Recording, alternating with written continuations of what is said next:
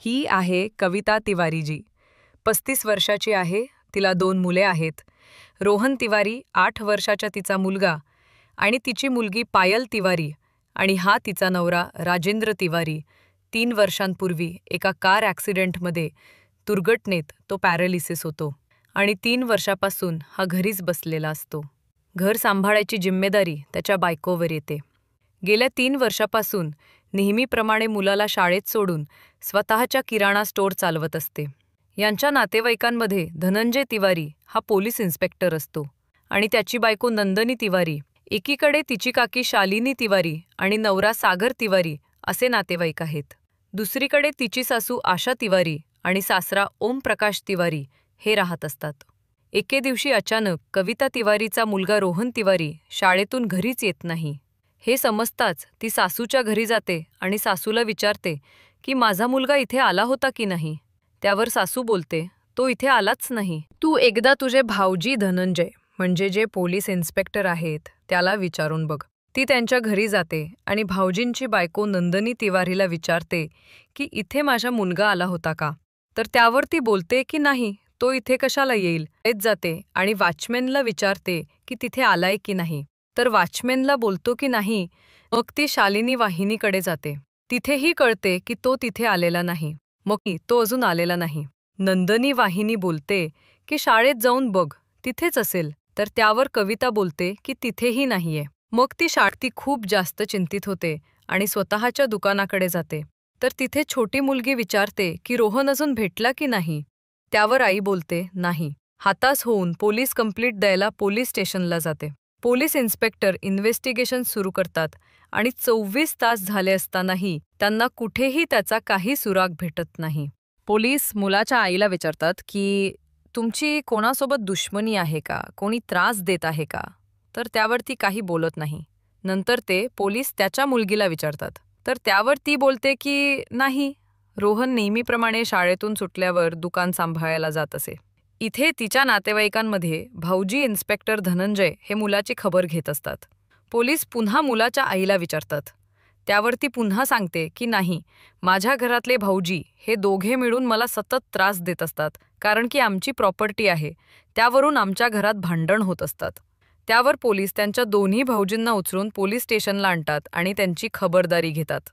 तर त्यावर दोघे बोलतात की असं काही नाही, आमच्यात भांडणे वाद थोडेफार होत असतात आणि बोलतात की रोहन आमच्या छोट्या भावाचा मुलगा, आम्ही त्याच्यासोबत असे काही वाईट करू शकत नाही. पोलीस दोन्ही भाऊजींच्या घरी तलाशी घ्यायला सुरुवात करतात, पण त्यांना तिथे काही हाती लागत नाही. इथे पोलीस तिच्या सासऱ्यांना विचारतात की असं कोणी आहे का, त्याच्यावर तुम्हाला शंका असेल तर मला नक्की कळवा. त्यावर सासरे बोलतात कोणी नाही, पण तुम्ही तुमची छान बिन चालू ठेवा आणि लवकरात लवकर रोहनला परत घेऊन या. पोलीस बोलतात तुमच्या ओळखीतल्या माणसाने रोहनला किडनॅप केला असेल. त्याच वेळी घरातून गायब झाल्याचे बातमी कविता आपल्या आईवडिलांना कळवते. तिचे आईवडील आणि मामा तिला भेटायला तिच्या घरी येतात. दुसरीकडे तिचे नातेवाईक एक खूप मोठी गोष्ट पोलिसांपासून लपवत असतात आणि ती गोष्ट माहीत पडली ते घरातील इज्जत जाऊ शकते या हेतूने खूप वर्षापासून ती गोष्ट त्याच्या सासऱ्यालाही सांगत नाही. आणि तिच्या घरातल्या बायका ठरवतात की ही गोष्ट काही करून पोलिसांना कळली पाहिजे. ह्याच्यावर त्यांचं बोलणं चालू असतं. मुलाचे मामाला एक गोष्ट माहीत असते. त्याला वाटतं की आपल्या बहिणीला समजून ती गोष्ट पोलिसांना सांगावी, पण त्याच्या बहिणीला वाटतं की ही गोष्ट सांगण्यात काही अर्थ नाहीये, पण तिची बहीण काय ऐकत नाही. दुसऱ्या दिवशी मुलाची आई पोलीस स्टेशनला जाते आणि असे सांगते की माझा भाऊ म्हणजेच मुलाचा मामा भाऊजीसोबत मिळालेला आहे आणि ते पोलिसांना खूप काही सांगत असते. ते सांगल्यानंतर पोलीस मुलाच्या मामाला पोलीस स्टेशन बोलवतात आणि खबर घेतात. तर त्यावर सांगतो की मी काही चुकीचा केला नाही आणि रोहनला किडनॅप करून माझा काय फायदा होणार आणि मी त्यांच्या बाजूने म्हणजेच भाऊजींच्या बाजूने नाहीये इथे. मुलाची आई त्याच्या घरातल्या नातेवाईकांवरती बोट दाखवून सांगते की यांनीच किडनॅप केलं. हे ऐकून पोलीस परत त्यांच्या फॅमिलीमध्ये जातात आणि बोलणे चालू करतात आणि आपसात त्यांच्यात वाद चालू होतं. पोलिसाला असं वाटतं रोहन हा कोणत्या तरी ओळखीच्या माणसासोबतच गेलेला असेल, त्याशिवाय तो सहजरित्या किडनॅप होऊ शकत नाही. इकडे मुलाचा मामा सांगतो की ज्या दिवशी रोहन किडनॅप झाला त्या दिवशी मी इथे नव्हतोच, मी दुसरीकडे होतो.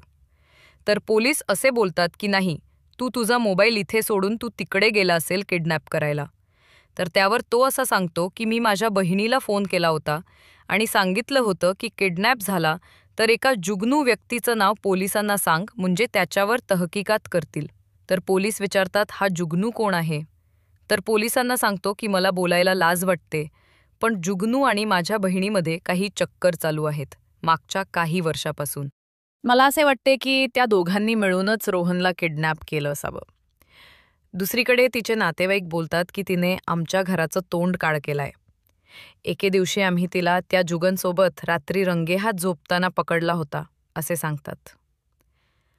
जुगनू सिंग हा तिचा मित्र असतो, जो नेहमी तिच्या घरी येत जात असतो आणि तिच्या मुलांना त्याच्या बाजूने आवडत असतो.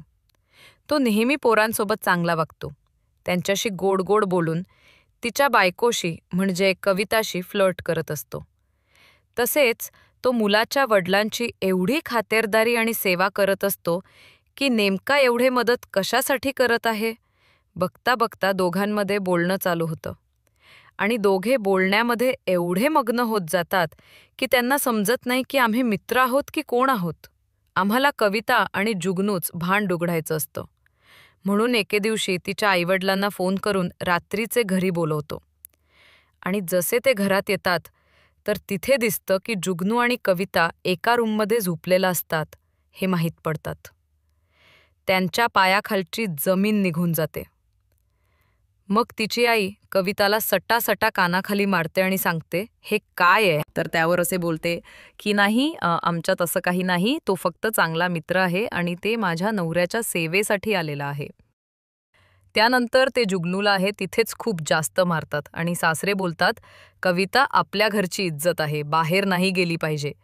तुम्ही जुगनूला पोलीस जेलमध्ये अडकून ठेवा काही खोट्या गुणांमध्ये. सासू सुनेला दम देते की आजपासून असं काही झालं नाही पाहिजे, त्यामुळे आमची इज्जत जाईल आणि तू शपथ घे की असं परत पुन्हा कधी काही करणार नाही. त्यानंतर पोलीस कविताला जुगनूबद्दल विचारतात आणि मोबाईल नंबर मागतात. त्यावर पोलिसांना जुगनूचा नंबर देते आणि सांगते की यावर फोने करा म्हणजे माहीत पडेल. आणि कविता असंही बोलते की आमच्या दोघांमध्ये असं काही नव्हतं, आम्ही चांगले मित्र होतो. माझी फॅमिली प्रॉपर्टीसाठी आमच्या दोघांवरती खोटे आरोप टाकून त्याला जेलमध्ये टाकण्याचा प्रयत्न करत होते. दुसरीकडे कवितेचे आईवडील असे बोलतात की माझी मुलगी कविता बरोबर आहे, ती कधी असं काही खोटं करू शकत नाही. हे सगळं तिथला सासरवाड्यांचा प्लॅन आहे. त्यांनी मुद्दामून माझ्या मुलीला अडकवण्याचा प्रयत्न केलेला आहे. त्यानंतर पोलीस जुगनूला फोन करून पोलीस स्टेशनला यायला सांगतात आणि ते जुगनूच्या घरची छान बिन करायला सुरुवात करतात. तो असा सांगतो की जर रोहन येथे असला तर मी त्याला किडनॅप करून घरी का ठेवेल. तो बोलतो की रोहन हा माझा चांगला मित्र होता. पोलीस असे विचारतात की तू कधी कविताला फोन करायचाच प्रयत्न केलाय. तर तो बोलतो की फोन करायचा, पण कधीतरी तिची हालचाल विचारायला, कशी आहेस, काय आहे. पोलीस सांगतात की रोहनला गायब होऊन 4 दिवस झाले, अजूनही तो भेटला नाही. कविता असं बोलते की तुझ्यात आणि तिच्यात फक्त एक मैत्री आहे, त्याच्या पलीकडे काही नाही, पण मला असं वाटतं की तुमच्या डोळ्यात मला प्रेम दिसून येते. त्यावर जुगनू बोलतो की मी तिच्यावर खूप प्रेम करतो, पण ते हृदयापासून आहे, त्याच्या पलीकडे असं काही नाही. तिकडे पोलीस कविताला विचारतात की तू जुगनूला कशी भेटलीस. तर त्यावरती बोलते की फोनवरती बोलायचं एका चुकीच्या नंबरमुळे आमचे बोलणे चालू झाले. पोलिसांना असं वाटतं की जुगनू आणि कविता काहीतरी आपल्यापासून लपवत आहे. नक्की या दोघांनी स्वतःच्या मुलाला किडनॅप केला असावे. पोलीस बोलतात की ते सर्व ठीक आहे, रोहन कुठे आहे. नाही. किडनॅपरने पैशाचे काही मागणी केली आहे. नाही. आपल्याला माहिती आहे की अजून तो जिवंत आहे की नाही. पोलिसांना वाटतं की नक्की स्वतःच्या ओळखीचे नातेवाईकांमध्येच कोणीतरी त्याला किडनॅप केलं असावं. कोणी 8 वर्षाच्या मुलाला नेमकं का किडनॅप करेल. नक्की याच्यात कोणाचा फायदा असेल तेव्हाच किडनॅप केलं असावं. दुसरीकडे तिचे दोन्ही भाऊजी बोलत असतात की अजून एक गोष्ट आहे जी पोलिसांना सांगितले पाहिजे, ज्यामुळे रोशन शोधायला मदत होईल. त्यावर छोटे भाऊजी बोलतात, ही गोष्ट माहीत पडली तर पोलीस उलट आपल्याच अंगावर धावून येतील आणि आपल्याला 1000 प्रश्न विचारतील. पोलिसांना असंही वाटतं की आपण दोघांनी मिळून त्याला किडनॅप केलेला आहे. दुसरीकडे सासरा कविताच्या घरी येतो आणि सांगतो की तुला खरंच जुगनूसोबत जायचं आहे का? जायचं असेल तू जा, पण रोहनला परत आण. मी माझ्या मुलाला आणि दोन्ही पोरांना सोडून जावं लागेल, असं सांगतो. त्यावर ती बोलते की माझ्या दोन्ही भाऊजींनीच मिळून माझ्या मुलाला किडनॅप केलेले, हे त्यांना जाऊन विचारा. त्यावर सासरा असं बोलतो की मी तुझ्या रगरगने ओळखून आहे की नेमकं काय झालं, तर तू खोटं बोलू नकोस. तूच रोहनला किडनॅप केलेला आहे. चौकशी सुरू असताना अचानक त्यांना एक बिना लायसनची एक बंदूक सापडते. त्याची मिसिंग कंप्लेंट द्यायला त्याचे भाऊजी धनंजय इन्स्पेक्टर हे पोलीस स्टेशन येऊन सांगतात आणि ती बंदूक कविताच्या घरी एका संदूकमध्ये गुप्त अशी ठेवलेली असते, असे सांगतात. एके दिवशी सासरे घरी येतात ती बंदूक घ्यायला, पण त्यांना बंदूक ते सापडत नाही. त्यावर ते कविताला बोलतात की बंदूक कुठे आहे, तर ती असं बोलते की मला माहीत नाही. तर सासरे बोलतात की राजू तर बंदूक काढू शकत नाही आणि मुले लहान आहेत, तर असं कसं होऊ शकतं? ती सासऱ्यांना सांगते की मला माहीत नाही, संदूक कधी खोलून पण बघितलं नाही, तर मी कशाला ती बंदूक घेईल? पोलीस इन्स्पेक्टर धनंजयला विचारतात की त्यामध्ये मध्ये गोळ्या होत्या की नाही. त्याच्यामध्ये एकही गोळी नव्हती. त्यावर पोलीस विचारतात की तुला कसं माहीत की तिथे बंदूक ठेवलेले असते? तर धनंजय असं बोलतो की पहिला आम्ही सगळे एकत्रच घरात राहायचं आणि माझे वडील ती बंदूक त्या संदूकमध्ये ठेवायचे.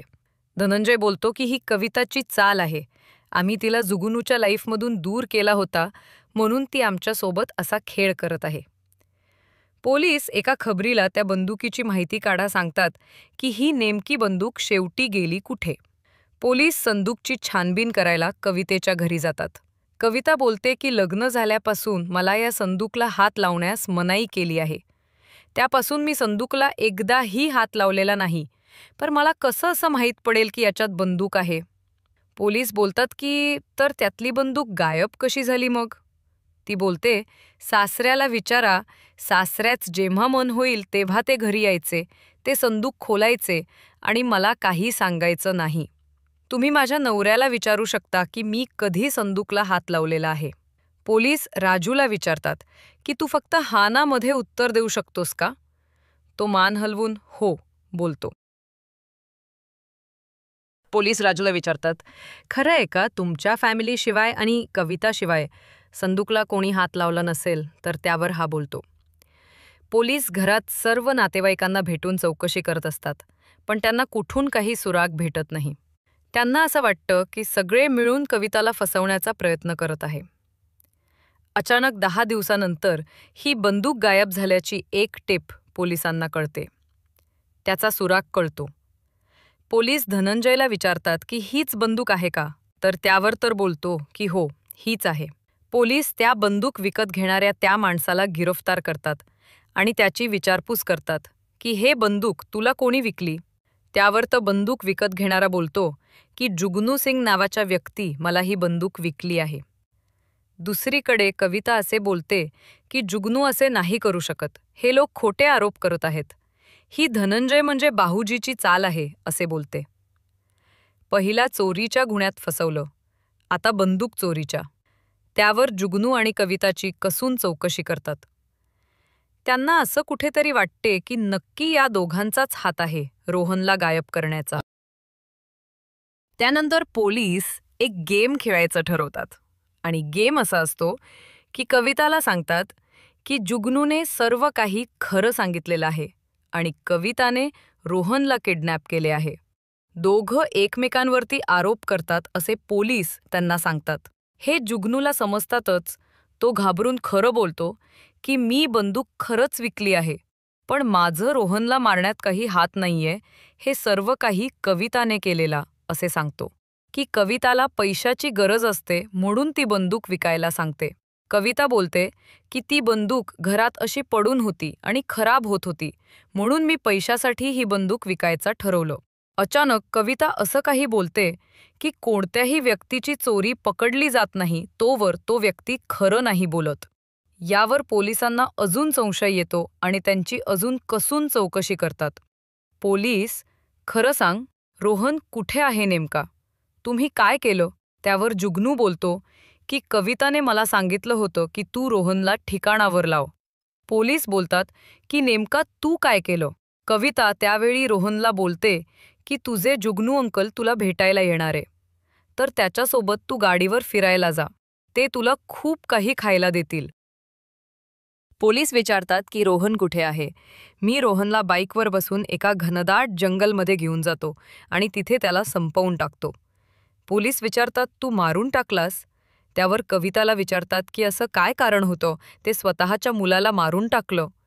ती बोलते की मला जुगनूसोबत एक नवीन जिंदगी सुरू करायची होती आणि त्यासाठी मला पैशांची गरज असते, आणि जर मी रोहनला आणि नवऱ्याला मारला तरीही मला पैसे भेटणार नाही. त्यामुळे मी ही प्लॅनिंग केली की ज्याच्यामध्ये माझे घरचे नातेवाईक, माझे दोन्ही भाऊजी अडकतील आणि घरचे सर्व प्रॉपर्टी मला भेटेल. या हेतूने मी हा सर्व प्लॅन केला. ही माहिती जेव्हा तिच्या नातेवाईकांना कळते तेव्हा त्यांच्या पायाखाली जमीन घसरते आणि सगळेजण चिंतेत पडतात.